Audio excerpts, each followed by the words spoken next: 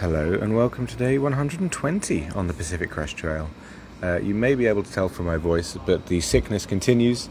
My throat is not as sore, but the cough deepens. So apologies if I break off mid-sentence. But yeah, let's get started.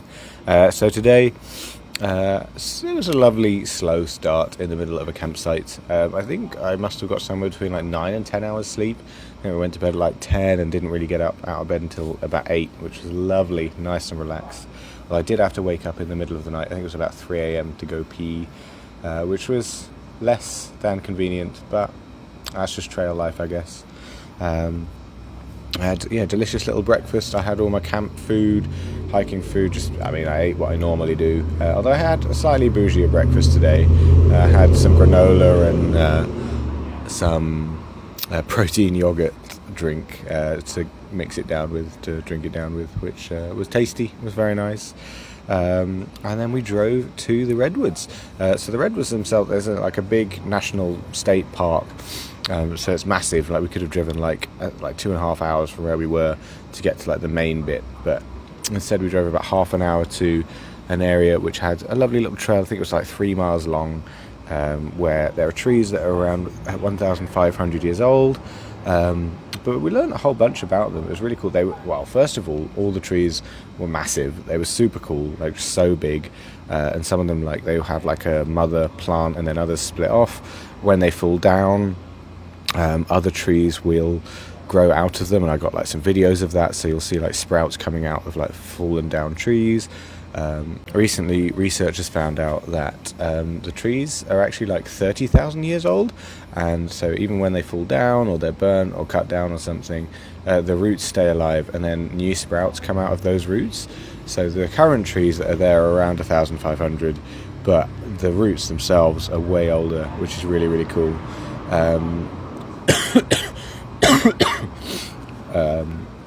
We spoke to a worker there, name was Doug, who was very informative, gave us lots of information, learned a lot. Really useful just about the thinking of the park, because they want to preserve it as best as possible and want to prevent people from walking off trail, but they can't tell people to not go because people are going to go anyway and destroy everything. So the alternative is building these metal paths everywhere, which is slightly less invasive. And just stops people from trampling all the plants. But yeah, so trying to dissuade people from going there, making sure that people don't give specific names to specific trees, so that people go there for the general experience and don't just flock to one tree and again trampling the wildlife. So yeah, really interesting balance to learn about. So yeah, lovely little trip. And then we headed to the beach, which is another half hour away from there, I think, where first of all we saw a dead seal on the beach, which was interesting. That was new, hadn't seen one of those before. Didn't really go in the sea. It was a little bit overcast, a little bit cold. We didn't have anything to dry off with, so we just kind of paddled around in the water for a bit.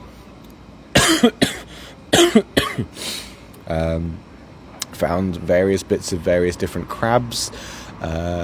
Shook hands with the crabs, built a little wall and a moat so that my camp shoes wouldn't get taken away by the tide. Just general shenaniganery, really. It was a good time. And then we headed back because we knew it would take about 2.5 hours to get back to our hotel. It was about 4 p.m. by this point. So yeah, drove back, very sleepy. I managed to organise a trail angel to pick us up tomorrow morning. But in big, dramatic, very sad and frustrating news, I realised when we got to the hotel that I'd left my trekking poles in the campsite 2 hours away, and so I could probably hitch my way down to try and find them, but it would be a whole day gone, not really worth it. And they were slightly dead, not really. I'd replaced the tips, so the tips were fresh pretty much, but the handles, the straps on the handles, were a bit torn up by mice. So yeah, annoying, but it's just money, and then I only lose about an hour tomorrow because the shop opens at 10, so I can, luckily there is a gear shop here in Ashland, so I can buy some new poles. So it's just money that I'm losing out on, and a little bit of time. But again, luckily the Trail Angel's super flexible, happy to pick me up from the gear store about an hour later than originally anticipated. So it's fine, just annoying that I left them behind, but yeah, what can you do? So yeah, in the hotel, been fairly chill. I uploaded a YouTube video. I'll upload this one afterwards as well. I've added some more glue to my sleep pad, I think I'm just gonna keep adding glue as we go. It's still deflating a little bit. It's fine. It's not losing enough for me to be sleeping on the floor, but just more than I'd like. So gonna see if adding another layer helps with that. I managed to eat all of the food that I had planned for today, so all my snacks are gone, which means that I've lost 20% of my food weight that I started with, which is great because my food bag is very heavy. So yeah, losing a bit of weight there, very appreciated. And I prepped breakfast for tomorrow. So my cold soaked breakfast is actually going to be properly cold. I put it in the fridge.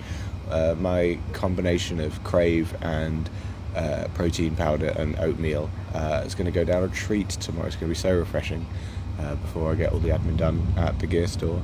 But yeah, it's been a pretty good day despite the slight frustration with the trekking poles. It's been great to be a tourist, just not being on trail, walking around in fresh new shoes, really good for my feet, just resting generally, not overexerting myself, letting my body heal up, because the next few days are going to be pretty big.